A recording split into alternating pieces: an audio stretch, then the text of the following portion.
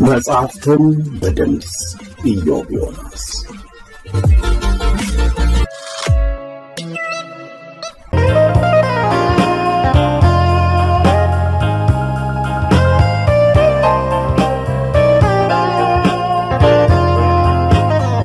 ከዕለታት ግማሽ ቀን ከዕለታት ግማሽ ቀን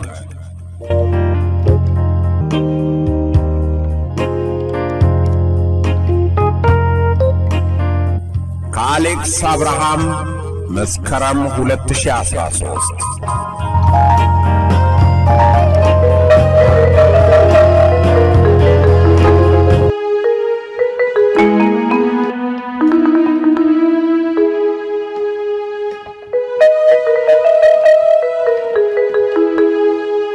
ተራኪ ኢዮብ ዮናስና አርቲስት አልማዝ ልመነ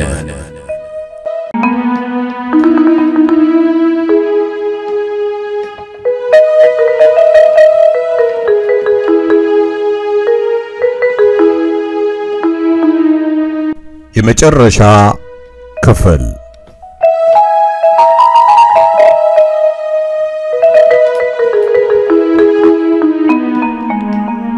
ወደ ቤተሰብ ልመለስ ስዘጋጅ ሮሃ አብረን እንሄዳለን ብላ መዘጋጀት ጀመረች። እንደገና የተዳፈነ ፍርሃቴ ሁሉ ተመለሰ። አንድ ላይ መሄዳችን ቢያንስ ለቤተሰቦቻችን ወሬው ጥሩ አይደለም። አንቺ ቆይተሽ ተመለሺ፣ ከሳምንት በኋላ መምጣት ትችያለሽ አልኳት። ትክ ብላ ያየችኝ የራሱ መንገድ ተከትሎ ሄደ ሰው በኔም ሆነ ባንተ ግንኙነት እንዲወስን አፈልግም። ወላ ቤተሰብ ወላ ያገሩ ሰው በሙሉ ስለራሳችን ብቻ እንወስናለን። ማለት የፈለከውማ የጓደኛውን ገርል ትሬንድ ቀማ ይሉኛል አይደል? ይበልዋ አልቀማ። ሲጀመር እኔ እንደ ኳስ የሚቀባበሉኝ መጫወቻ አይደለም። ከልቤ ስላፈቀርኩ የሆነ ስለወደድኩ ነው አብሬ የሆንኩት። ማሪ የሚባል ጓደኛ ከ5 ዓመት በፊት ነበረኝ። ላንተም ጓደኛ ነበረ። አምናው ነፍሷን የሰጠችውን ሴት ቆሻሻ ላይ ሲወረውራት አክብረህ አነሳት። ስላነሳት ሳይሆን ከልቧ ስለወደደች አብራ ሆነች። በቃ በራስ ልትኮራ ነው የሚገባ። የምትናገረው በቁጣ ስለነበር የምላትን ነገር አጣው። እናም ዝም ብዬ ስመለከታት እሺ ሁሉም ነገር ይቅር፣ ተወልጄ ወዳደኩበት ከተማ መሄድ አልችልም እንዴ ብላ ሳቀች። አብሬያት ሳቅኩ። ግን በአጋጣሚ አውቶቡስ ውስጥ ጎን ለጎን ካለው ወንበር ላይ አብሮኝ የተማረ ልጅ ጋር ተገናኘው። ይሄ መቼም አያስወግር አያሰቀል። ወደኔ ጎትቼ አቀፍኳት። ጥብቅ አድርጌ አቀፍኳት። የእውነት አፈቅራታለሁ። ምን አባቴ እንደሚሻለኝ አላውቅም።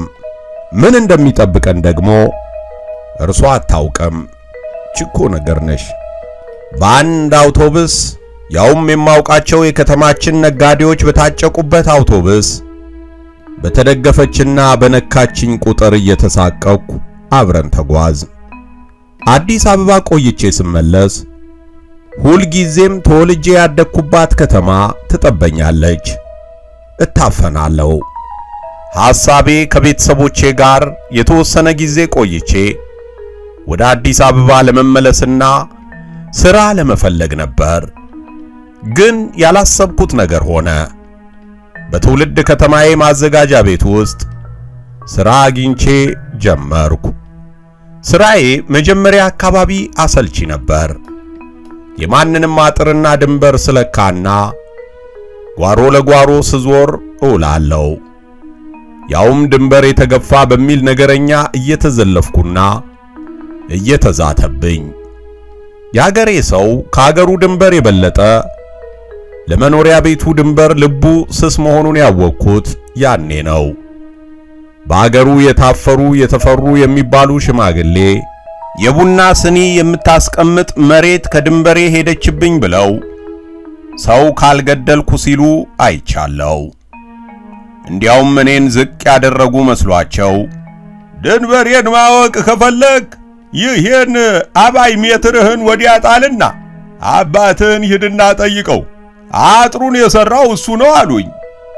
ቤተሰቦቼ አብሬያቸው በመሆኔ በጣም ደስተኞች ስለነበሩ እዚያው መቆየቴ ብዙም አላስከፋኝም። ከሮሃ ጋር መጀመሪያ አካባቢ ሰው አየን አላየን እያልን እሷ እንኳን ግድ አልነበራትም፣ ያው እኔው ነኝ።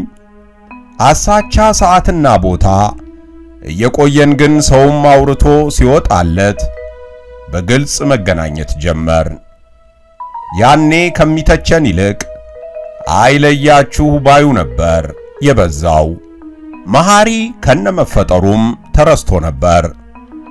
አንድ ሰው ብቻ መቆሚያ መቀመጫ አሳጥቶኝ ነበር። ጋሻ አዳሙ የሚባል የሰፈር ሰካራም ስለኔና ስለ ሮሃ እንዴት እንደሰማ እንጃ ጠምዶ ያዘኝ። ቀን ላይ ሳይሰክር አግኝቸው ሰላም ስለው ዘግቶኝ አለፈ። በቃ አኮረፈ። ማታ ታዲያ በዚያ ሲያልፍ ልክ በራችን ላይ ቆሞ ያባሰል ማር ቆራጭ ይወጣል በገመድ አደራ ቢሰጡት ይበላል ወይ ዘመድ ብሎ ይጮሃል። ትንሽ ይሄድና ጅብ እንኳን የጓደኛውን ሚስት አይነካም፣ በርግጥ ጓደኛው ቆስሎ ካገኘው ይበላዋል ይላል። ብስጭት ላለው ሁል ጊዜ ይችኑ ነው እየደጋገመ የሚለው። ከኔ ውጭ እናቴም ሆነች አባባ አይገባቸውም። ተራ የሰካራም ልፍለፋ ነበር የሚመስላቸው። በርግጥ የኔ ቤተሰቦች ከሮሃ ጋር የነበረንን ነገር አያውቁም ነበር። ጆሮ ለባለቤቱ ባዳ ነው እንዲሉ አገር ምድሩ ሰምቶ ቤተሰቦች ያልሰሙም። ከሁለት ዓመት በኋላ ከሮሃ ጋር ለመጋባት ስንወስን ነው የነገርኳቸው። ላገባ ነው አልኳቸው። እሰይ እንዲያውም ከዛሬ ነገ ነግርሃለሁ ስል እሰይ አለች እናቴ በደስታ። የጥሩ ሰው ልጅ አገኘህ አለ አባባ። ታውቋታላችሁ የጋሽ ግርማ ልጅ? ግርማ የቱ? አለች እናቴ። ፊቷ ላይ ያለው ፈገግታ ልክ እንደ አምፖል ባንዴ ድርግም ብሎ ጠፍቶ ሮሃ እኮ ሮሃ የመሐሪ። አንቺ ደግሞ የመቼውን ታሪክ ነው የምታወሪው? የመቼስ ቢሆን አታደርገው አለችና ዘላ ተነስታ ጆሮዋን በሁለት እጇ ይዛ ወደ ውስጥ ገባች። እናቴ እንዲህ ስትሆን አይቻት አላውቅም። እንደ አንዳች ነገር ተቀያየረች። ተከትዬ ላሳምናት ብዙ ሞከርኩ፣ ወይ ፍንከች። እንዲያውም 3 ቀን ሙሉ ዘጋችኝ። አባባ ምኑም አልገባውም፣ አላስታወሳትም። ሮሃ በበኩሏ ለቤተሰቦቿ ስትነግራቸው አበዱ። ስንገናኝ ልክ እንደ አባቷ እየተንጎራደደች ያሉትን ሁሉ እየሳቀች ነገረችኝ። አንቺ ለመሆኑ እዚህ ሰፈር የሚያልከሰክስሽ ምንድነው? ያስነኩሽ ነገር አለ ወይ? ሌላው ይቅር እንዴት ህሊናሽ እሺ ይልሻል? ጓደኛው የዝናቡ ልጅ ከአባቱ ጋር ጠበኞች ነው። ቢሆንም ሞራል የሚባል ነገር አለ። እሱስ ምን አይነት አንገት የሌለው ሰው ነው? ጓደኛው ታስሮ ምን አይነት ዘመን ላይ ደረስን ባካችሁ። በዚያ ብንል በዚህ የሁለታችንም ቤተሰቦች በአንገታችን ገመድ ቢገባ ይሄን ቅሌት አንፈቅድም አሉ። በተለይ እናቴ አታንሳብኛለች። ገና ነገሩን ሳነሳው ልክ እንደ ወባ ያንዘፈዝፋታል። ነውር የነውር ነውር መታሰቡስ አልውለደው እንጂ መሐሪ ልጄ ነው። እስካሁን ልብ ያብሮ ታስሯል ልጄ ትላለች በቁጣ። አንድ ቀን ሮሃ ቤታችን መጣች። የቤተሰቦቼን ቤት በአንድ በኩል አስፈርሼ ሰፋ አስደርጌ ሰርቼላቸው ስለነበር ለየላችሁ በሚል ሰበብ ፍጥጥ ብላ መጣች። አሳዘነችኝ። እኔን ለማግባት እየተለማመጠች ነበር። እናቴ ታዲያ ገብቷታል። ሮሃን ይዛት ወደ ውስጥ ገባችና እንዲህ አለቻት። ሮሃይ አንቺን የመሰለች ቆንጆ አግብቶ 10 ልጅ ወልዳችሁልኝ 10ሩንም እኔ ባሳድግ ደስታዬ ነበር። በምን እድሌ ጸባዩንም መልኩንም ሳይሰስት የሰጠሽ ጥሩ ልጅ ነሽ። ግን ምን አባቴ ልሁን? የመሃሪ እናት ማለት እህቴ ናት። የእድሜ ልክ ጓደኛዬ፣ የክፉ ቀኔ፣ በችግሬ ደራሽ፣ ለመሃሪም ለአብርሽም ልብስ እየገዛች ያሳደገች፣ ደብተር እየገዛች ያስተማረች፣ ሲታመም እንደራሷ ልጅ አቅፋ ሆስፒታል ስታሳክም የኖረች። በዚህ ነገር እንዴት ልቧን ልስበራት? ነውር እኮ ነው። እድሩስ ሰው ያደርገኛል እንዴ? መንደሩ ሰው ያደርገኛል? ያንቺ ጥፋት አይደለም፣ ጥፋቱ የኔ ልጅ ነው። አንቺማ ምኑን ታውቂዋለሽ? አለቻት። አብርሽ ምንም አላለም፣ እኔ ራሴ ነኝ የወደድኩት አለች ሮሃ እንባ እየተናነቃት። ወይ ጣጣ! እንግዲህ እምቢ ካላችሁ ሰዎች ወደሚሄዱበት ውጭ ሀገር፣ ሩቅ ሀገር፣ አይኔ የማያይባችሁ ሀገር ሂዱና እንደፈለጋችሁ። በበኩሌ ሞቴን መርጣለሁ። እዚህ እናንተ ተጋብታችሁ ሰው ቀና ብዬ አላይም፣ አፍረቱም ይገለኛል።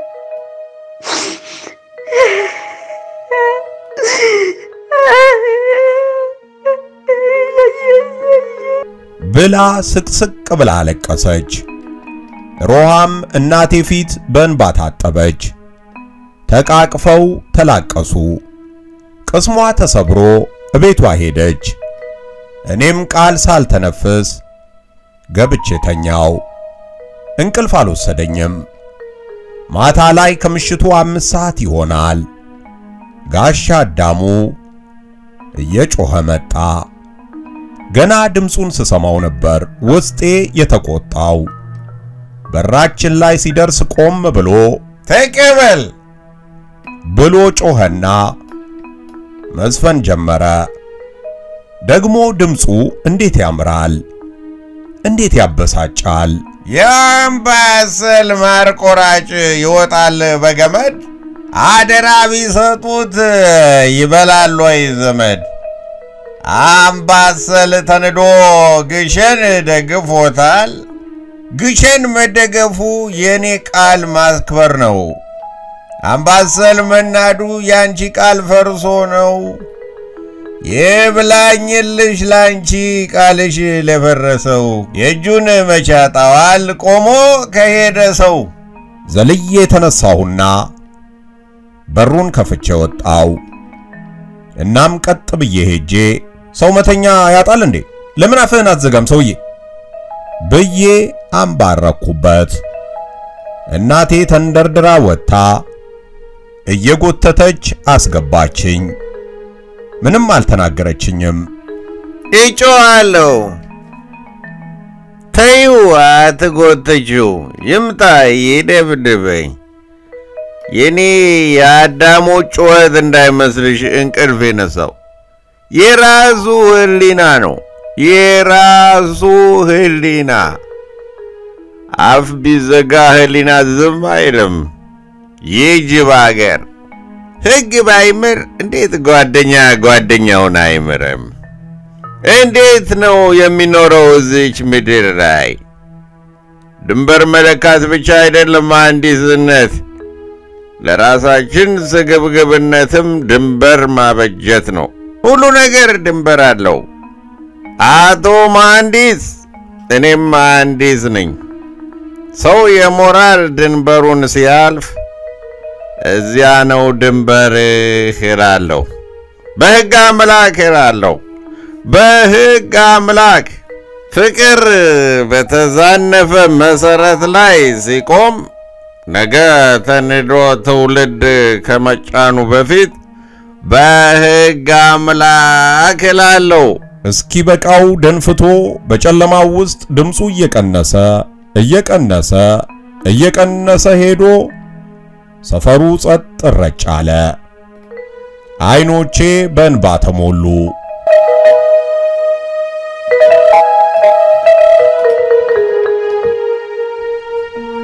እናቴ በዚህ ብላት በዚያ ብላት የማግባቴ ነገር በጭራሽ አታንሳብኝ አለችኝ። ከአንድ ዓመት በኋላ ጠቅልዬ አዲስ አበባ ገባው። አንድ የግል ሕንጻ ተቋራጭ ድርጅት ውስጥ ጥሩ ሥራ አግኝቼ ነበር።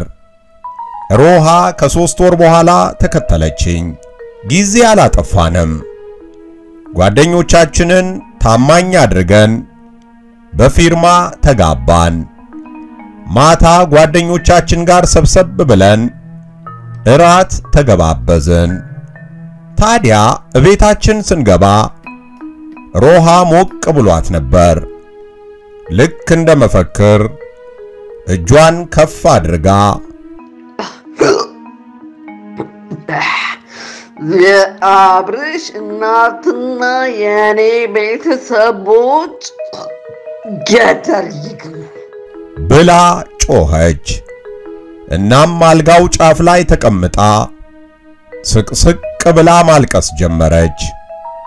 ትዳርን እንዲህ ጀመርን። ሕይወት ያላትን ሁሉ ሳትሰስት የሰጠችን ወጣትና ደስተኛ ባለትዳሮች ሆነን ነበር። በተጋባን በዓመታችን ልጅ ወለድን። እንደ እናቱ በጣም ቆንጆ ልጅ። ልጃችንን ዝም ብዬ ሳየው የኔ ልጅ ሳይሆን የሮሃ ወንድም ይመስለኛል። በብዙ ጓደኞች ተከበን፣ በብዙ መልካም ሰዎች የሕይወት ነፋስ ሁል ጊዜም በዙሪያችን የሚነፍሰው ፍቅርና ደስታ ተሸክሞ ነበር። ልክ እንደ ጥሩ ተረት በደስታና በፍቅር ይኖሩ ጀመር የሚል ፍጻሜ የሚመስል ሕይወት። ሮሃ ጥሩ አፍቃሪ ብቻ ሳትሆን ተወዳዳሪ የሌላት ሚስት፣ ወደር የሌላት እናትም ነበረች። ለዚህም ይመስለኛል ሁል ጊዜ ፍቅረኞች የሆንን መስሎ የሚሰማኝ። ሁል ጊዜ ፍቅረኛዬ ነው የምትመስይኝ ስላት በአንተ ቤት ሮማንቲክ ሆነ ሞታሃል እባክህ በሰርግ ስላልተጋባን ትለኛለች። ሁል ጊዜ ገና አዲስ የተዋወቅኳት ሴት መስላ እንድትታየኝ በሚያደርገኝ የአሽሙር ፈገግታዋ ታጅባ እያዳፋ እዚያና እዚህ ሲያላጋን የነበረው የሕይወት ማዕበል ሰፊና ውብ ባህር ላይ በእርጋታ ያንሳፍፈን ጀመር። ዓመታት ነጎዱ። በጣም አልፎ አልፎ ከባህር ውስጥ ዘለው ወጥተው መልሰው እንደሚገቡ ትናንሽ ዓሦች የመሐሪ ነገር ለቅጽበት ትዝ ይለኝ ነበር። ከሮሃ ጋር ግን ፈጽሞ አንስተነው አናውቅም። አንዳንዴ በውስጧ ታስታውሰው ይሆን የሚል ሐሳብ ውል ይልብኛል። እናም በጣም በስሱ ልክ እንደ ነፋሻ አየር የቅናት ስሜት ዳሶኝ ያልፋል። ልጅ ከወለድን በኋላ የሮሃ ቤተሰቦች ኩርፊያቸውን ትተው እየመጡ ይጠይቁን ነበር። እኛም በየዓመቱ ልጃችንን ይዘን ፋሲካን ከቤተሰብ ጋር ማሳለፍ ጀመርን። ለመጀመሪያ ጊዜ እናቴ ልጄን ስትመለከት አለቀሰች። እንግዲህ እናትነቷ ከዛ በላይ ለማኩረፍ አቅም አሳጥቷት ይሆን አሊያም አይኔን አፍጥጬ ስሄድባት ውጣ የማትለኝ ነገር ሆኖባት ኩርፊያቸው በዛው እድሜው አጠረ። ሮሃ ታዲያ ለማይረባ ኩርፊያ ሰርጌን በሉት ትላለች።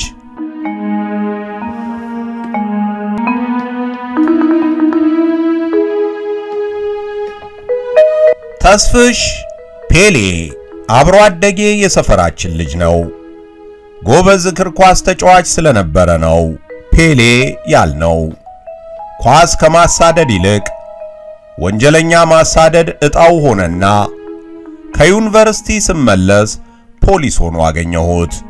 ስቴዲየም ስንጠብቅ በየት በኩል ዙረህ ፖሊስ ጣቢያ ተገኘ አልኩት። ያው ነው እኮ ሜዳው ይለያያል እንጂ እዚህም ያለው ሁለት ቡድን ነው። ፖሊስ አለ፣ ወንጀለኛ አለ ብሎ ሳቀ። ማረሚያ ቤት ነው የሚሰራው።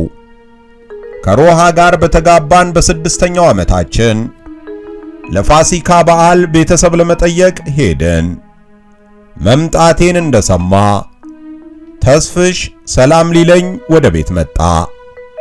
በቀጣዩ ቀን ሻይ ቡና ካላልን ብሎኝ ተያይዘን ወጣን።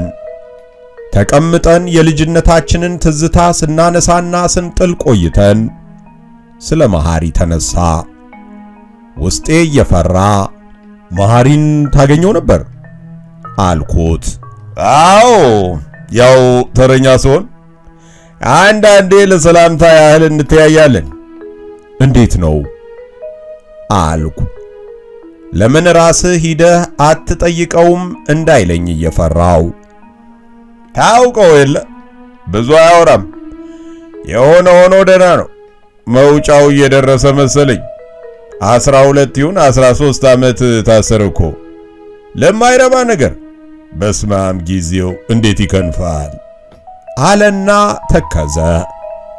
ድንገት ሚስጥር እንደሚያወራ ሰው ግራ ቀኙን አየት አድርጎ ከአንገቱ ወደኔ ሰገግ አለና አብርሽ አለኝ።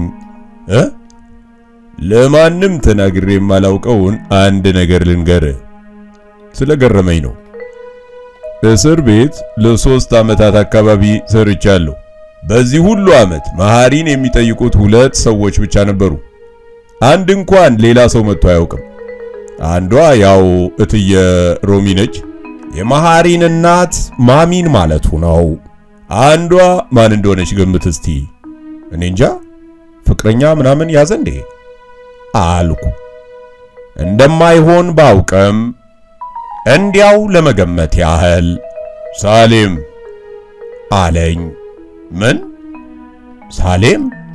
የምጠጣው ቡና ሸሚዜ ላይ እስኪረጭ ደነገጥኩ። ሳሌም የደፈራት ልጅ። ባካት ቀልድ። እናቴ ትሙት እንዴ! ምን ነካ ተስፈሽ? የማይሆን ነገር። ቢያንስ ለ2 ዓመታት አካባቢ እኔ ራሱ አላወኳትም ነበር። አንተ ራሱ ብታያት አታውቃትም፣ ፈጽሞ አታውቃትም።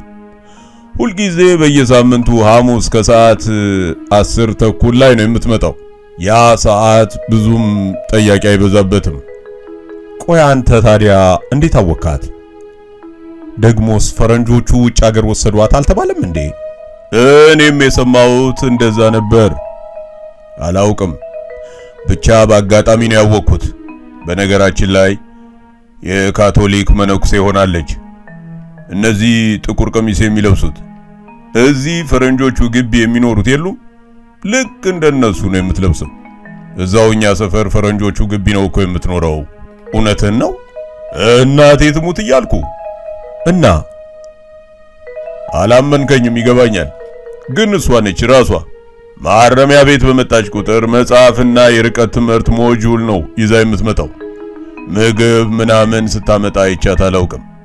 አንድ ቀን እንዲሁ ይቺ መነኩሴ ይህን ሁሉ መጽሐፍ ለማን ነው የምታመጣው ብዬ በኋለኛው በር በኩል ወጣው።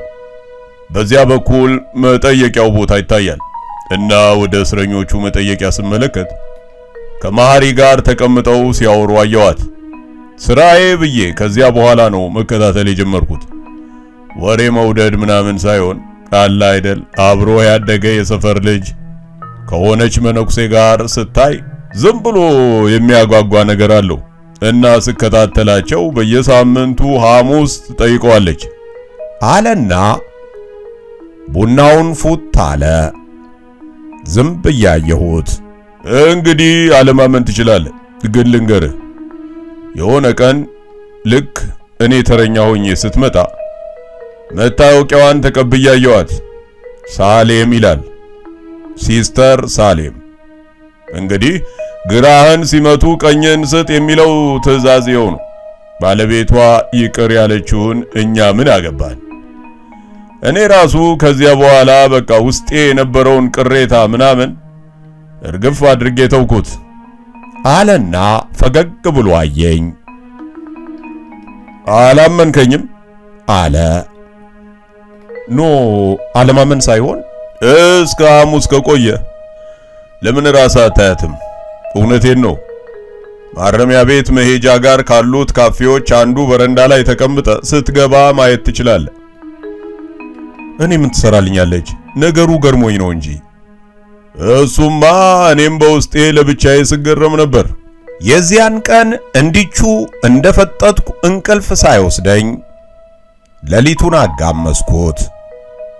ለሮሃ አልነገርኳትም። ልጃችንን ይዛ ቤተሰቦቿ ቤት ነበረች። እንኳን ለሷ ለነግራት ለራሴም በማመንና ባለማመን መሃል እያወላወልኩ ነበር። ሳሌም እንዴት የደፈራትን መሐሪን ያውም በየሳምንቱ ለዓመታት እየሄደች ተጠይቀዋለች። ያውም ያንን በደል ይቅር ብላ እኔ የዓመታት ጓደኝነቴን በዚያች አጋጣሚ አሽቀንጥሬ ጥዬ ይኸው አይኑን ካየሁት 13 ዓመቴ። ምን እሱን ብቻ እንደ እናት ያሳደገችኝን ማሚን እንኳን እንዴት ነሽ ብያት አላውቅም። ወደ ወቀሳ የሚቀርብ ግርምት ስገረም አደርኩ። መጨረሻ የራሱ ጉዳይ ነው፣ እኔ መነኩሴ አይደለሁም ብዬ ራሴን አጽናናው። የሳሌምን ዕድሜ በውስጤ አሰላሁት። 25 ቢበዛ 26 ቢሆናት ነው። ጧት ከእንቅልፌ ስነቃ ድንገት ሳሌምን የማግኘት ሐሳብ ከውስጤ ገንፍሎ ወጣ። በቀጣዩ ቀን ለሮሃ ጉዳዩን ሳልነግራት እንዲሁ እስከ ቅዳሜ እንድንቆይ ነገርኳት። ሐሙስ ነበር ወደ አዲስ አበባ ልንመለስ ያሰብነው። ችግር የለውም ቤቢቾ ተመችቶታል፣ ዘና ብለን የምትሰራውን ጨርስ አለችኝ። ለምን እንዴት እንኳን አላለችኝም። እንዲህ ነች በቃ የነፍሴ ምቾት ሮሃ። ጨረቃን አውርጄ ልከሰክሳት ነው ብላት ቆይ መሰላል ሊያዝልህ ከማለት አትመለስም። ሐሙስ ቀደም ብዬ ወጥቼ ልክ ተስፍሽ ፔሌ እንደነገረኝ በማረሚያ ቤቱ ዋና በር በኩል ካሉት ካፍቴሪያዎች አንዱ በረንዳ ላይ ተቀመጥኩ። ልቤ እንደ ጉድ ይመታ ነበር። ምን አስፈራኝ? ምንም ወንጀል አልሰራሁም እያልኩ ለራሴ ከተቀመጥኩበት ቦታ 300 ሜትር ርቀት ላይ ለ13 ዓመት አይኑን ያላየሁት መሐሪ የሚባል ልጅ አለ። እንደ ማግኔት ሞገድ ወደ ውስጥ ሲስበኝ ይሰማኛል። ማን ያውቃል? በዚች ቅጽበት ትከሻውን እየከበደው ይሆናል። ድንገት የሚል ሳቅ ሰምቼ ስዞር ተስፍሽ ፔሌ አጠገቤ እንደ ጅብራ ተገትሯል።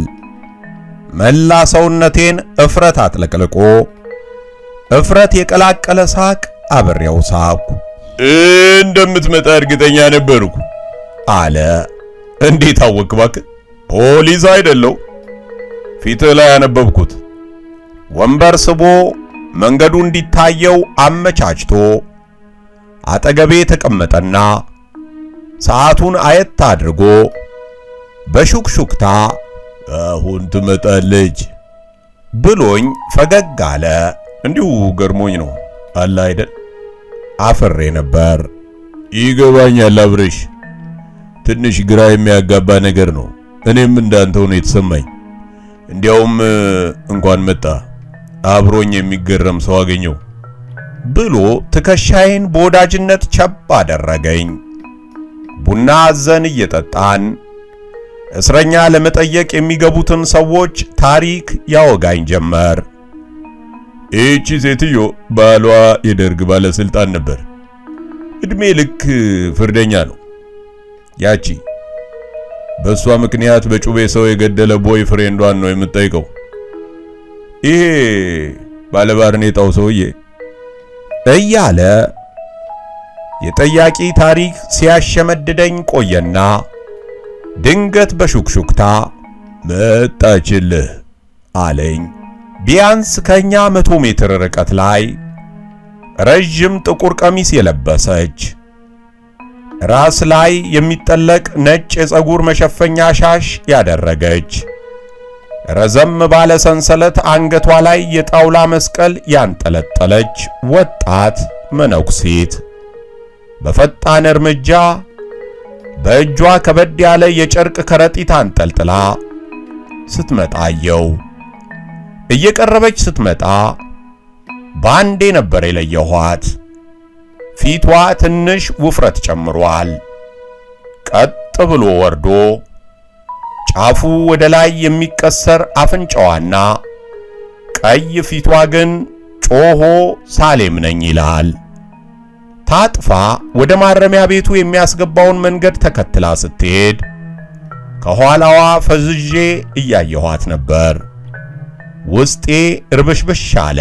በዚያች ቀን ምሽት እኔ እዚህ የተቀመጥኩት ሰውዬ ጓደኛዬ መሐሪን መጠጥ እንዳይጠጣ ብከለክለው ያቺን ውስኪ ከሩህ እጅ ሊቀበል ሲያቅማማ ተው ብለው ይቺ ልጅ እንደዚህ ትሆን ነበር ወይ? ሰው መነኩሴም ይሁን ዓለማዊ ምርጫው ከሆነ ችግር አይደለም። ሌሎች በቀጥታም ይሁን በተዘዋዋሪ ገፍተው ለዚህ ሲያበቁት ግን ያሳዝናል። እዚህ ጥቁር ቀሚስ ስር ያለ ቁስለኛ ልብ ላይ የኔም ስም የተመዘገበበት የጥላቻ መዝገብ ይኖር እንደሆነስ ማን ያውቃል? እነሱ አሳስተውኝ ነው ይቅርበኝ ብሏት ቢሆንስ? እኛን ጭዳ አድርጎ በእኛ ስም እጁን ታጥቦ ቢሆንስ? ዋሸው አለኝ ተስፈሽ። እሷ ነች አይደለችም? ይገርማል፣ ራሷ ነች። ነገርኩ እኮ። ምንስ 4 ፖይንት አምጥተን ዩኒቨርሲቲ ባንገባ ይቺማ ታቅተንም።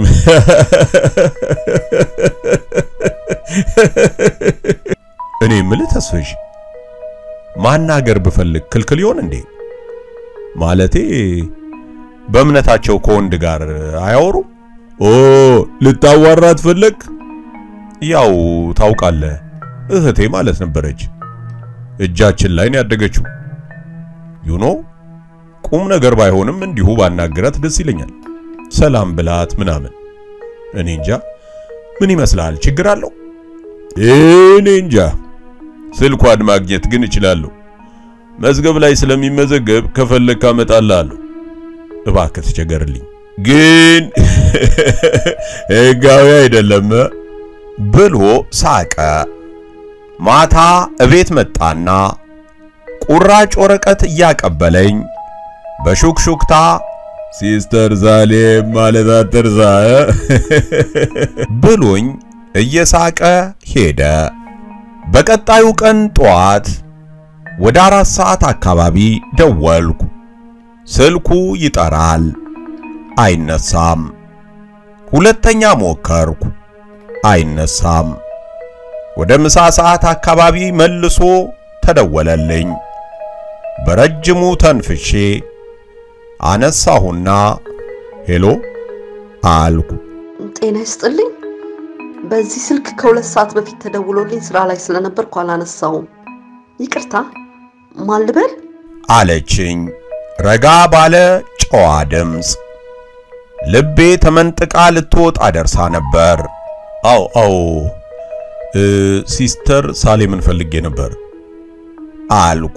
እኔም ረጋ ብዬ ሲስተር ሳሌም ነኝ። ማን ልበል እርሶ? አንቱ ልበላት አንቺ ልበላት ግራ ገባኝ። እኔ አብርሃም እባላለሁ። በጣም ቆየ እንጂ እንተዋወቃለን።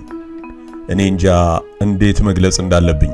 ብቻ የመሐሪ ጓደኛ ነበርኩ። አንቺም ልጅ ሆነሽ ታውቂኝ ነበር።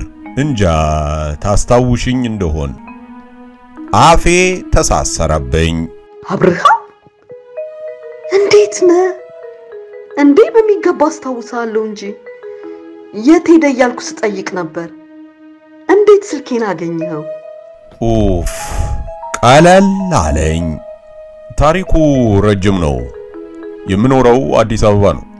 አሁን ለበዓል ከባለቤቴና ከልጄ ጋር መጥቼ ነው አልኩ። ማግባትና መውለዴን የቀባጠርኩት እንድትረጋጋ ብዬ ነበር። እግዚአብሔር ይመስገን ብላ ዝም አለች። እንዲያው እንዴት መጠየቅ እንዳለብኝ አላውቅም፣ ግን ከቅዳሜ በፊት በአካል ባገኘሽ አይቼሽ ብመለስ ደስ ይለኝ ነበር። ይቻል ይሆን? በሚገባ ይቻላል።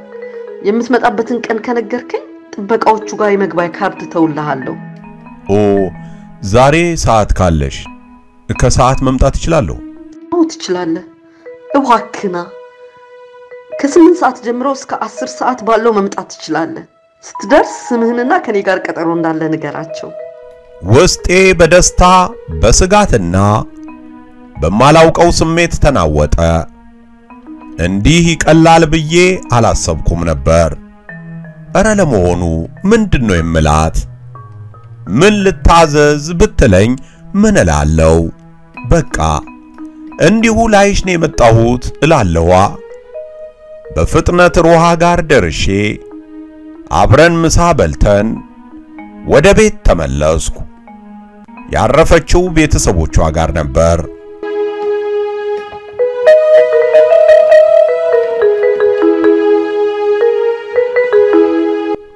የቀጠሮ ሰዓት ሲደርስ ለባብሼ ወጣው። እዚያው ሰፈራችን ያለው የፈረንጆች ግቢ በዋናው በር ዙሬ በትንሽ የመስታወት መስኮት በኩል ለተቀመጠው የጥበቃ ሰራተኛ ስሜንና ቀጠሮ እንዳለኝ ነገርኩት። የተወሰኑ ካርዶች ካገላበጠ በኋላ ፈገግ ብሎ በሩን ከፈተልኝ። ግቢው እጅግ ሰፊና ውብ ነው። አትክልቶቹ ያስደምማሉ። ጸጥታው ሌላ ሩቅ አገር እንጂ ተወልጄ ያደኩበት ሰፈር አልመስልሃለኝ። ሰፈሬ ውስጥ የታጠረ ገነት። ጥበቃው አንድ ልጅ እግር ሰራተኛ ጠርቶ ወደ ሲስተር ሳሌም ቢሮ ወሰዳቸው አለው። ልጁ እየመራ ወደ አንድ የሚያምር የድሮ ህንጻ ወሰደኝና የሳሌምን ቢሮ ጠቆመኝ። በሩ ላይ በአማርኛና በእንግሊዝኛ ሲስተር ሳሌም የሚል ወርቃማ ጽሑፍ ተለጥፎበታል። አንኳኩቼ ስገባ ሳሌምና አንዲት በዕድሜ የገፉ ፈረንጅ መነኩሴ በፈገግታ ተቀበሉኝ። እርስ በእርሳቸው በማላውቀው ቋንቋ አወሩና ሴትየዋ ሰላምታ ሰጥተውኝ እየሳቁ ወጡ። አብርሃም አለች እየሳቀች። እጇን መጨበጥ እችላለሁ ወይስ እምነታቸው ይከለክል ይሆን? ተንደርድሬ ማቀፍና እንደ ልጅነቷ ወደ ላይ ማንሳት እችላለሁ ወይስ ነውር ነው እያልኩ ግራ ስጋባ እጇን ለሰላምታ ዘረጋችልኝ። ሳሌም ይቅርታ ሲስተር ችግር የለውም ሳሌም በለኝ። እንዴት ነህ? ሎንግ ታይም አለችና ትክ ብላ አየችኝ። ምን እንደምናገር ግራ ገብቶኝ እኔም አየኋት። ከእድሜዋ በላይ ትልቅ ሰው መስላለች። የደፋችው የራስ መሸፈኛም እንደሆነ እንደዚያ እንድትመስል ያደረጋት እንጃ። እንድቀመጥ ጋበዘችኝ። ምቹ የእንግዳ መቀበያ ወንበር ላይ አረፍ አልኩ። ቢሮው ትንሽ ቀዝቀዝ ያለ ነው። ፊት ለፊቴ ተቀምጣ አንገቷን ሰበር አደረገችና ዩኒቨርሲቲ መግባትን ሰምቻለሁ፣ በምን ተመረቅ አለችኝ። አወራሯ ረጋ ያለና እጅግ ትህትና የተሞላበት ነበር። በኢንጂነሪንግ። እግዚአብሔር ይመስገን። አሁን እየሰራ ያለው በዚያው ዙሪያ ነው? አዎ፣ አንድ የግል ድርጅት ውስጥ እየሰራው ነው። ይቅርታ እርስዎ ነው የሚባለው? አንቺ ድፍረት እንዳይሆንብኝ አላወኩም። ፈገግ አለችና ችግር የለውም ዝም ብለህ አውራኝ። ለስላሳ ውሃ አለ፣ ምን ትፈልጋለህ? ውሃ ይሆንልኝ። ጥግ ላይ ከቆመ ማቀዝቀዣ ለራሷም ለኔም የታሸገ ውሃ አመጣች። ውሃዬን ተጎነጨሁና ሁል ጊዜ አስብሻለሁ ወደ ውጭ ሀገር ሄዳለች የሚባል ነገር ሰምቼ ነበር። እውነት ነው። 5 ዓመት አካባቢ ጀርመን ነበርኩ።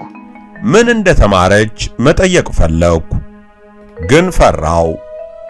እንደው ይሄ 13 ዓመት እንዴት አለፈ? እስቲ ንገሪኝ ማለት ፈለኩ። ብቻ ብዙና የማያቋርጥ ነገር ልጠይቃት ፈልጌ ሁሉንም ነገር ተውኩትና ለቅጽበት ዝም ተባብለን ቆየን።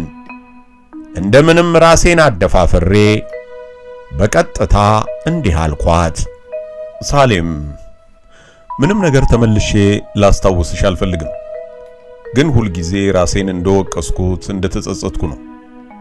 መቼም ስለኔና ማህሪ ታውቂያለሽ፣ ወንድሜ ማለት ነበር። የተፈጠረው ነገር ከተፈጠረ በኋላ ለ13 ዓመት አይኑን አላየሁትም። አፈርኩ። አይኑን ለማየት ተሳቀቅኩ። በየቀኑ ሳላስበው እያላውቅም። ግን በቃ እንዴት ልበልሽ፣ የዛሬ 13 ዓመት እንደታሰረ አካባቢ እኔና ሮሃ ልናየው ሄደን የተፈጠረው ነገር ትንሽ የሚያሳፍር ነገር ነበር። ማህሪ እኔንም ሮሃንም ስለሆነው ነገር ወቀሰን። የዚያን ቀን ምሽት ሮሃ መጠጥ ይዛ ነበር የመጣችው። እኔም አትጠጣ አላልኩትም። አውቃለሁ አብርሃም፣ አትጨነቅ፣ ሁሉም ነገር ይገባኛል። ታንኪዩ። ትንሽም ቢሆን ስለተፈጠረው ነገር የኔ ስህተት አለበት ብዬ ነው የማስበው። የዚያን ምሽት እንዳይጠጣ በከለክለው ኖሮ ወይም አብሬው ባደር ኖሮ ብቻ ብዙ ነገር ያሳቀቀኛል። ከዚያ በኋላም ብዙ ነገር አጠፋው። ቤተሰቦቹን ሄጄ አልጠየኳቸውም። ጋሼ ሲያርፉ እንኳን ለቅሶ አልደረስኩም። በዚያ ላይ ስለ ሮሃ ልነግራት አስቤ አፌ ላይ አድርሼ ተውኩት። ለምን እንደሆነ እንጃ። ንስሐ አባቱ ፊት እንደቀረበ ሰው መናዘዝ ጀመርኩ። ዝም ብላ ስታዳምጠኝ ቆይታ ራስህን አትውቀስ፣ ማንም ሰው የሚያደርገው ነገር ነው። ህይወት መቼም ያለፈውን ለመቀየር እድል አትሰጠንም። ወደፊት በተስፋ መጓዝ ብቻ ነው። ማህሪን በየሳምንቱ ማረሚያ ቤት እየሄድኩ ጠይቀዋለሁ። አረ እንዳላወቀ ሰው ለመሆን ሞከርኩ። ድራማው ተሳክቶልኝም እንደሆነ እንጃ። አው በአንዳንድ ምክንያት ሰዎች እንደምጠይቀው እንዲያውቁ አልፈልግም። ያው ይገባሃል መቼም ሁልጊዜም ስላንተ ያነሳልኛል። ማህሪ አልተቀየመም። እንደውም የእውነት ናፍቆሃል። ቢያይ ደስ ይለዋል። እውነት ማህሪ ጎበዝ ጠንካራ ልጅ ነው። የፍቅር ሰው ነው። የቱንም ያህል ብትራራቁ ለፍቅር የቱንም ያህል ርቀት ይሄዳል። ተፈቶ ወዳለበት ከሚመጣ ካሁኑ ሄደህ ይውና መተፋፈራችሁን በጊዜ ሸኙት አለች። ማናት እቺ ሴት? ስለ ደፈራት ወንድ ደግነት ወገቧን ይዛ የምትከራከረው ማናት? ከራሷ አልፎ የዓመታት መራራቅ የማይዘሉት ገደል የፈጠረበት ጓደኝነት ላይ የቃል ድልድይ የምትዘረጋ ማናት? ይቅርታ፣ ከዚህ ሁሉ ዓመት በኋላ መሄድ ብዙም በዚህ ላይ ያልነገርኩሽ ነገር አለ። አይኑን ማየት አልችልም። ምናልባት ስለ ሮሃ ከሆነ ሰምቻለሁ። ማህሪም ሰምቷል።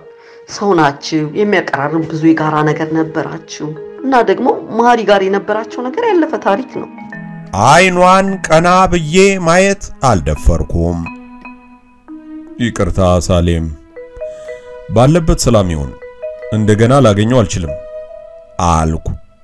ሳስበው ራሱ ነገሩ ሸከከኝ። አብርሃም፣ ማህሪ ነገር የሚከብደው ይመስላል? ከምታስበው በላይ ጠንካራ ነው። በተለይ አንተን ወደዚህ ሁሉ ነገር የገፋ ራሱ እንደሆነ ነው የሚያስበው። ጓደኝነታቸው የተቋረጠው በእርሱ ምክንያት እንደሆነ ነው ሁልጊዜ የሚነግረኝ፣ የሚጸጸተው። ለረጅም ጊዜ ሊያይና ሊያወራ ይፈልግ ነበር። ዝም አልኩ። በማላውቀው ምክንያት ውስጤ በቁጣ እየተሞላ ነበር።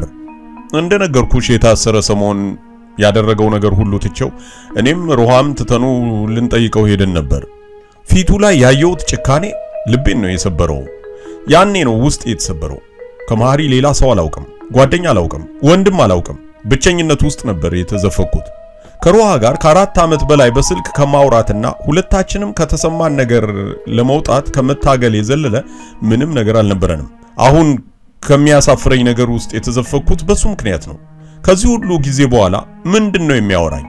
የራሱንም የሁለታችንንም ህይወት ካዘበራረቀ በኋላ ምንድነው የሚለኝ? በሱ ምክንያት ማሚ ምን ሆነች? ተመልከቺ፣ አንቺ በእምነትሽ ምክንያት ይሁን በተፈጥሮ ነገሮችን የምትቋቋም ሆነሽ ይቀር አልሽው። ጋሽ ዝናቡ በተከበረበት ሀገር ተዋርዶ አዝኖ ራሱን ያጠፋው በማን ምክንያት ነው? በማህሪ ምክንያት ነው። አባቴ ማለት ነበር።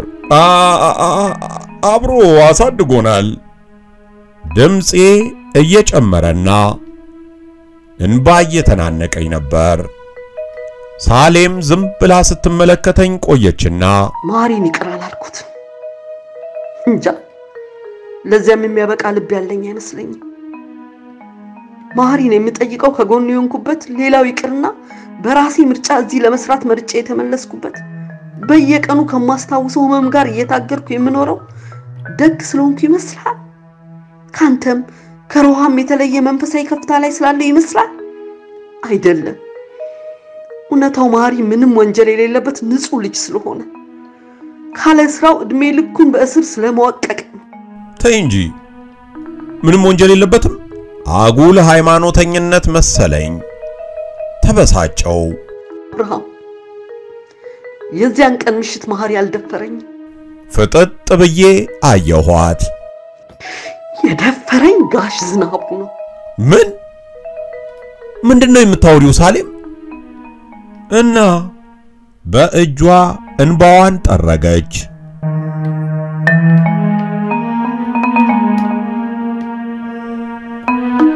ከሳሌም ጋር እንደወጣው ሰማይ ምድሩ ጨላልሞብኝ መንገድ ዳር ቆምኩ። ከዚያ ያደረኩት ነገር ቢኖር አይኔን በጨው አጥቤ ወደነ ማህሪ ቤት መሄድ ነበር። እግሬ ወደ ፈለገበት እንዲሄድ ስፈቅድለት ራሱ የወሰደኝ ይመስለኛል። ከ13 ዓመት በኋላ ለዚህ ሁሉ ዝብርቅርቅ መነሻ ከሆነው ግቢ በር ላይ ቆምኩ። ትልቁ የግቢ በር ዝገት ወርሶታል። በመንገዱ በኩል ሲያልፉ ግቢው ውስጥ ይታዩ የነበሩት ትላልቅ ዛፎች የሉም። ለዚያም ሳይሆን አይቀርም ግርማ ሞገሱ ተገፏል። አንድ እድሜው 10 ዓመት የሚሆን ልጅ በሩን ከከፈተ በኋላ ትክ ብሎ ያየኝ ማን ነው አለ። ከፍቶ ካየኝ በኋላ ነው ማን ነው ያለኝ። ገና በኮቴ የምታወቀው ሰውዬ እየታየው እንኳን ማንነቴ ሲጠየቅ ከዓመታቶች በላይ የገዘፈ ርቀቴ ዘልቆ ተሰማኝ። ማን ነው አለኝ። ያው ማነህ ነው። እቅፍ አድርጌው እዚያው በር ላይ ተቀምጬ ከዘፍጥረት እስከ ራእይ ላወራው ተመኘው። አብርሃም ነኝ ብለው ምን ይገባዋል? አንተን ሳክል የዚህ ግቢ ባለቤት ነበርኩ ብለው ምን ይገባዋል? ይህንን በር 1,700,019 ጊዜ ከፍቼ ዘግቼዋለሁ ብለው ምን ይገባዋል? ለመጨረሻ ጊዜ በዚህ በር እንደወጣው ከልቤ የገባሁበት ሌላ በር የለም ብለው ምን ይገባዋል? ማሚ ያለች አልኩት። ማሚ ማናት አለኝ። በመጨረሻው ዘመን ማሚን የማያውቅ ትውልድ ይነሳል አልኩ ለራሴ። እንዲህ ስንባባል ከውስጥ የማሚን ድምጽ ሰማው። ማን ነው? አንድ ሰውዬ ነው አለ ልጁ በሩን እንደያዘ። እዚሁ በር ላይ እንደቆምኩ በአስማት ከህፃንነት ወደ ሰውዬነት የተቀየርኩ መሰለኝ። ያውም ወደ አንድ ሰውዬነት በሂደት ሳይሆን በድንገት።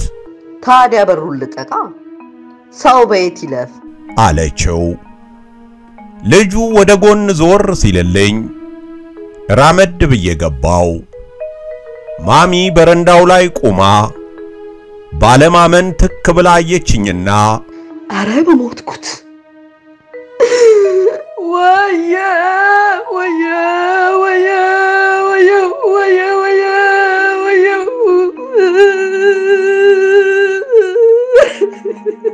ይህን አለቃቀስ አሰልጥነዋት መሆን አለበት እንጂ ማሚ እንባዋን ሰው እንዳያይ የምትደብቅ ወደ ውስጧ የምታለቅስ ሴት ነበረች። ወደኔ ለመምጣት መንገድ ጀመረችና አቃታት። ልክ የመውደቅ ያህል ደረጃው ላይ ዘጭ ብላ ተቀምጣ ማልቀሷን ቀጠለች። ሁሉም ነገር አርጅቷል። እነዚያ ውብ የአበባ መደቦች የሉም። መዓት የወፍ ጎጆ ይንጠለጠልባቸው የነበሩ ግዙፍ ዛፎች የሉም። በግቢው ዙሪያ አጥሩን ተጠግቶ የሚከራዩ ቤቶች ተሰርተዋል። ብዙ ሕፃናት ግቢው ውስጥ ይንጫጫሉ። የጋሽ ዝናቡ ተወዛዋዥ ወንበር ይቀመጥበት በነበረበት ቦታ ላይ የቤት ፍርስራሽ የሚመስል እንጨት ተከምሮበት ቁሽሽ ብሏል። ማሚ ጸጉሯን ሽበት ወርሶታል። እርጅና እንዲህ በፍጥነት ክንዱን ያበረታበት ሰው አይቻላውቅም። ሻይ አፈላችልኝ። ብዙ አወራን። በየመሃሉ እያለቀሰችም እየሳቀችም ብዙ አወራን። ስለ ማግባቴና መውለዴ መስማቷን አንስታ እንኳን ደስ አለ አለችኝ። ማንን እንዳገባሁ እንዳወቀች ባውቅም ምንም አላለችም።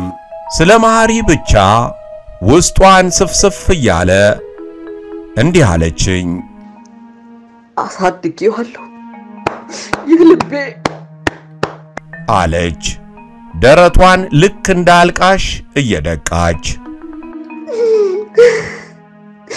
ደም አይደለም ማሪ ነው የሚፈስበት። የልጅነት ሳቁ ነው በደም ስር የሚፈሰው። መረጃ አምጪ ቢሉኝ እናትነት መረጃ አይሆንም እንጂ ነፍሴ እስካሁንም ማሪ ያንን ቆሻሻ ነገር አያደርገውም ነው የምትለኝ። መቼም አበደች እንዴ ራሱ ያመነውን ትለኛለህ። አውቃለሁ አገር እብድ ብሎኝ ጨርሷል። ግን ነፍሴ አላደረገውም ትለኛለች። በሄድኩ ቁጥር ጠይቀዋለሁ። አዎ ተሳስቻለሁ ማሚ ይለኛል። ይኸው እንግዲህ እናትነት እንዲህ ነው። ልጄን ራሱን ከራሱ በላይ ማውቀው ይመስል አላምነው አለችና እንባዋን ጠራረገች። ሰዓት ስመለከት ከምሽቱ ወደ 4 ሰዓት ሆኖ ነበር። ተሰናብቻት ልወጣ ስነሳ ድንገት የሆነ ነገር ትዝ እንዳላት ሁሉ ቆይማ ቆየ ብላ ወደ ውስጥ ገባችና ትንሽ ቆይታ የተጣጠፈ ጋቢ እንደ ሕፃን አቅፋ ተመለሰች። ስትመረቅ አላገኘው ስታገባ እንኳን ደስ ያለህ አላልኩ አብርሽዬ። እንግዲህ ሞኝ እንደሰማ ነው ይባላል። ይሄንን ጋቢ ያዝ። መቼስ እንደ እናት በወግ በማረጓ አላስመረኩ አልዳርኩ። ያዝ ይሁን። እሺ በለኝ። ማሪ ራሱ የሰራው ነው። እንዴት ያለ ባለሙያ ሆኗል መሰለ። እዚያ እጅ ስራ ያስተምሯቸዋል። ይኸው የኔም የጓደኛም ስጦታ ድንገት መጣብኝ። ምን አባቴ ልስጥ?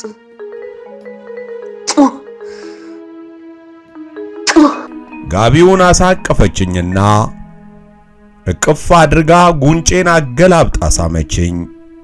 የአሳሳሟ ጥንካሬ በኔ ስጋ የተከለለ ማሃሪን ለማግኘት ቆዳዬን የሰረሰረ አይነት ነበር። ካፌ ላውጣ የቻልኩት ብቸኛ ቃል ማሚ ይቅርታ የሚል ነበር።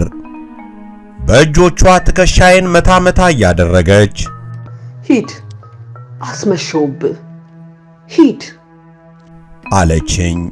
ትከሻዬን መታ መታ ስታደርገኝ ያቺ አመታትን እየቆጠረች የኖረች የማትሰራ የእጅ ሰዓቷ ያረጀ የብረት ማሰሪያዋ ተቅለጨለጨ። ጋቢዬን አቅፌ በጨለማው ውስጥ እግሬን እየጎተትኩ ወደ ቤት ሳዘግም ጋሻ አዳሙ ጋር ተገጣጠም። በጨለማው ውስጥ እየተወላገደ ይለፈልፋል። ትንሽ ይሄድና ይቆማል። ሲቆም ይለፈልፋል። ልክ አልፌው ልሄድ ስል አየኝ። ድንገት ልፍለፋውን አቆመና ትንሽ እንደሄድኩ ጮክ ብሎ የአምባሰል ማር ቆራጭ ይወጣል በገመድ ብሎ ሲጀምር ከሱ በጎላና ምርር ባለ ድምጽ ጮክ ብዬ አደራ ቢሰጡት ይበላል ወይ ዘመድ ብዬ ጨረስኩለት። ድምጼ አዲስ ሆኖባቸው ነው መሰል መንገዱ ዳር ያለ ግቢ ውስጥ የነበሩ ውሾች መጮህ ጀመሩ። ጋሻ አዳሙ ከኋላዬ ወሾቹ ጮ አለ።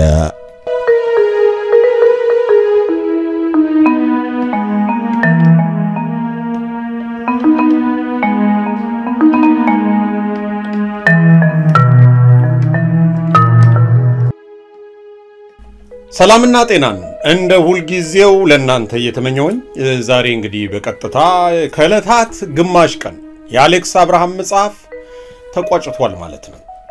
ይህን መጽሐፍ ወደ እናንተ በድምጽ እንዳደርሰው መልካም ፍቃዱን በፍጹም ትህትና አሌክስ አብርሃም ስለፈቀደልኝ በእናንተም ስም በራሴም ስም ከልብ አመሰግናለሁ ማለት ነው።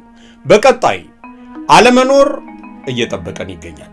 አለመኖር በቅርብ ቀን ይጀምራል። ፍታዊ የጠጅ ክፍፍልና ሌሎች የኢትዮ ኤርትራ ህብራዊ የስፖርት ታሪኮችም መጨረሻ አካይን ያለነው ሰሞኑን እንጨርሰዋለን ማለት ነው። በአለመኖር በቀጣይ ትረካ እንደገና እስክንገናኝ መልካሙን ሁሉ እየተመኘው አብራኝ ስትተርክ የነበረችውን ይቅርታ የረስቻት ማለት ነው። አብራኝ ስትተርክ የነበረችውን አርቲስት አልማዝ ልመንህንም እንዲሁ በእናንተ ስም ውበት እንዲኖረው ከጎኔ ስለቆመች ከልብ አመሰግናለሁ ማለት ነው። በቀጣይ አለመኖርን ከአልማዝ ልመንህ ጋር ሳይሆን በሌላ መገናኘታችን አይቀርም ከሷ ጋር አለመኖርን ደግሞ ከአርቲስት የትናየት ታምሩ ጋር እንገናኛለን ማለት ነው። መልካሙን ሁሉ እየተመኘው ቸር ይግጠመን። መጽሐፍትን በድምጽ ኢዮብ ዮናስ። ይህ ቻናል መጽሐፍትን በድምጽ የሚሰሙበት ቻናል ነው። ምርጫው ፕሌሊስት ይሆን። ፕሌሊስት ላይ ሲገቡ የተለያዩ መጽሐፍትን ያገኛሉ። ከነዚህም መካከል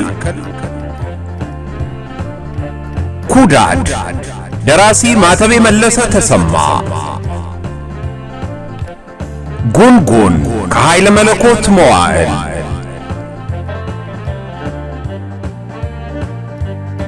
ወሰብሳቤ ከያለው አክሊሉ፣ አሻሮ መንጋ ከያለው አክሊሉ፣ እመጓ ከዓለማየሁ ዋሴ እሸቴ፣ ዝጎራ ዓለማየሁ ዋሴ እሸቴ፣ መርበብት ከዓለማየሁ ዋሴ እሸቴ፣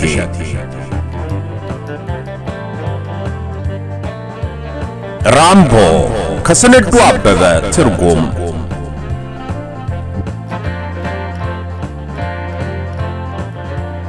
ገመና ከሰለሞን ሹምዬ፣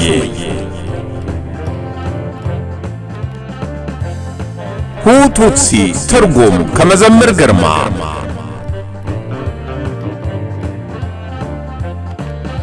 መጽሐፉ ከሰብለ ወንጌል ጸጋ፣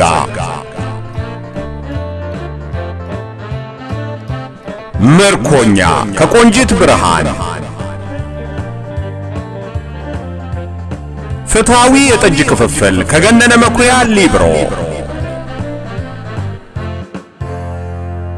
ከዕለታት ግማሽ ቀን ከአሌክስ አብርሃም፣ ኢትዮጵያዊው ጃንደረባ ከዲያቆን ሄኖክ ኃይሌ፣ መጽሐፍ ቅዱስ 80 ዩቲዩብ ላይ ኢዮብ ዮናስ ብለው ከገቡ በኋላ ፕሌሊስት ምርጫው ይሆን። ፕሌሊስት ውስጥ ሲገቡ እነዚህን መጽሐፍት ያገኛሉ። መልካም ቆይታ።